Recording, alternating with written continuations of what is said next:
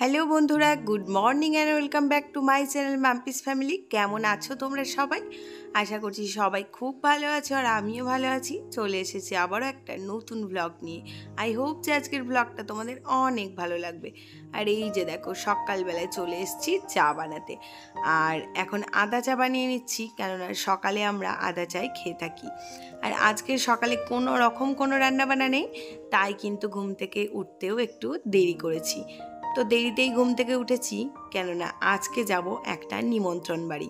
তোমাদের দাদা ভাইয়ের এক কলিকের ছেলের অন্নপ্রাশন। তো আমাদের সব পরিবারে নিমন্ত্রণ করেছে, তো সেই কারণেই আমরা যাব আজকে নিমন্ত্রণ বাড়ি। তাই সকাল থেকে কোনো রকম রান্নাবান্না রাখিনি। আর এই যে দেখো, এখন চাটা বানিয়ে নিয়ে চলে যাচ্ছি। আর একটু গল্প করতে করতে চাটা বসে খাবো, কেননা চাটা বসে টাইম ধরে খাওয়াটার মজাটাই যেন একটা আলাদা রকমের। তো রায়ও আজকে আমাদের সাথে চা খেয়ে নিল। আর চা খাওয়ার পরে এদিকে চলে এলাম আমি একটু ফ্রেশ হতে, কেননা সকালবেলায় মানে কি বলতো, চুলের অবস্থা খুবই খারাপ হয়ে রয়েছে। আর প্রতিদিনই সকালে ফ্রেশ হয়ে থাকি, কিন্তু সেইভাবে খুব একটা চুলের যত্ন নেওয়া হয় না। আর এই দিনটি ছিল দশহরার দিন, তো সেদিন যেহেতু শ্যাম্পু করতে নেই, তো অনুষ্ঠান বাড়ি যাব বলে আগে থেকেই শ্যাম্পু করে রেখেছিলাম। আর আগের দিন রাতে যেহেতু শ্যাম্পু করা চুল ছিল, তো সেই কারণেই জ্বরটা বেশি পড়েছে। তো আজকে এই যে চুলটা এখন ছাড়াতে চলে আসলাম। আর একটুখানি স্কিন কেয়ারও করে নেব, কেননা যেহেতু একটা জায়গায় আমরা যাব, আর সেখানে তো একটুখানি সাজুগুজু করে যেতেই হবে, তাই না? তো সেই জন্য এখন এই যে দেখো, চুল টুল আঁচড়ে নিচ্ছি। তো এখন স্কিন কেয়ার বলতে এমন কিছুই না, এখন একটু জাস্ট ফ্রেশ হয়ে এলাম, এসে একটু সানস্ক্রিন মেখে নেব। আর কি বলতো, যেহেতু একটা মেকআপ করার আগে স্কিন প্রিপারেশনের ব্যাপার থাকে, তো সেই কারণেই এটা করা। আর আজকে যেহেতু কোনো রকম রান্নাবান্না ছিল না, একটু হাতে সময় নিয়ে সাজুগুজু করেছিলাম, মেকআপ করেছিলাম।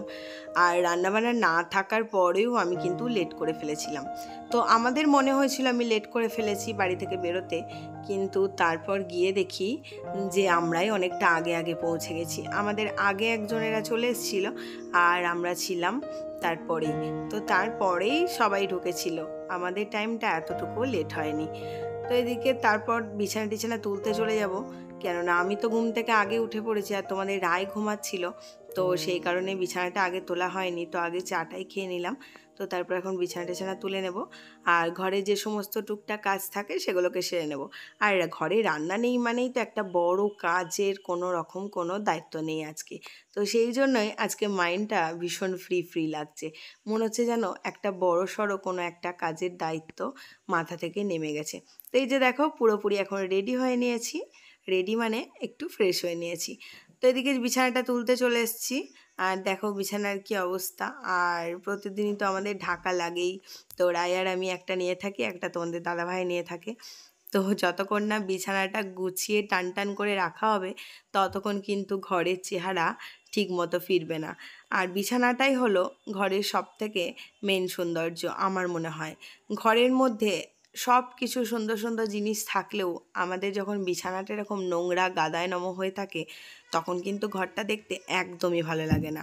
আর আমাদের ঘরের মধ্যে দামি দামি ফার্নিচার না থাকলেও যখন আমার বিছানার চাদরটা টান টান করে পাতা থাকে, তখন কিন্তু ঘরের সৌন্দর্যটাই একটা আলাদা রকমের থাকে।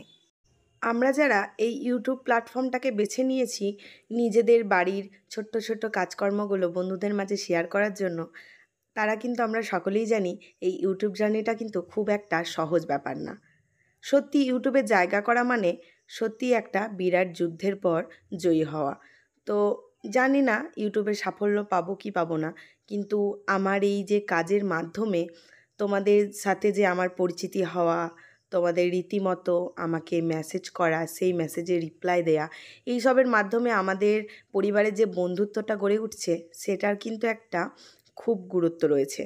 কেননা পরবর্তী ক্ষেত্রে কি হবে, আদৌ চ্যানেল থাকবে কি থাকবে না সেটা জানি না, তবে কিছু কিছু বন্ধু মনের মধ্যেই রয়ে যাবে।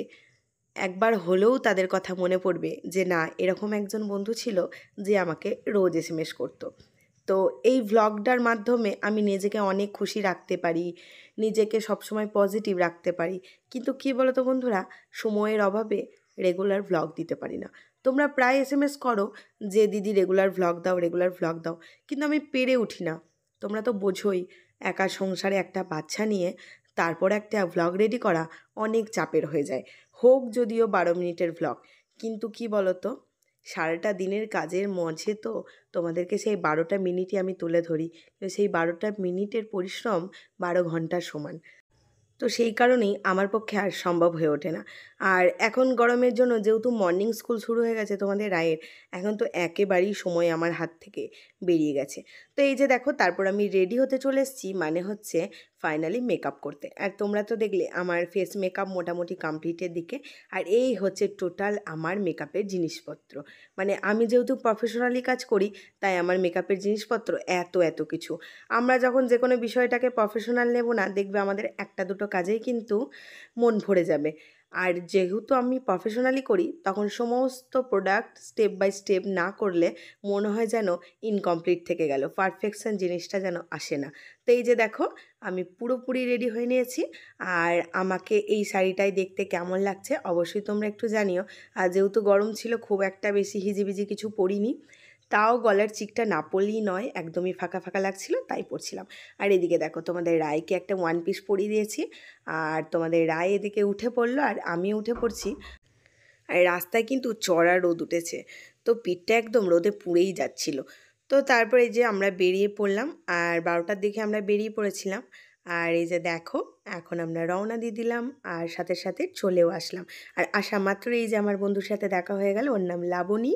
তো ও হচ্ছে তোমাদের দাদা ভাইয়ের এক কলিগের বউ।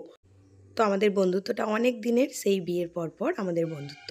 তো তারপরে এদিকে আমরা এই যে লস্যি খেয়ে নিলাম আর চলে এলাম যেখানে বাচ্চাটাকে বসিয়েছিল। আর আজকে তো আমরা রাইস সেরেমনিতে এসেছিলাম, তোমাদের দাদাভাইয়ের এক কলিগের বেবির অন্নপ্রাশন ছিল। তো এই যে দেখো, পুচকুটা ঘুমিয়ে গেছে, আর এই যে পুচকুটার মা সুন্দর করে মেকআপ করে সাজুগুজু করে নিয়েছে। আর বেবিটাকে ভীষণ কিউট ছিল। আর দেখো কি সুন্দর শান্ত হয়ে ঘুমোচ্ছে। আসলে অন্নপ্রাশন দিন প্রত্যেকটা বাচ্চার ওপর দিয়ে যা দখল যায়, তো সেই মুহূর্তে কোলে নিতে পারিনি, তো পরে কোলে নিয়ে অনেক ছবি তুলেছিলাম। তো তারপরে এদিকে আমরা সবাই খেতেও বসে গেছি। আর দেখো, শুরুতেই চলে এসছে পনির পাসিন্দা।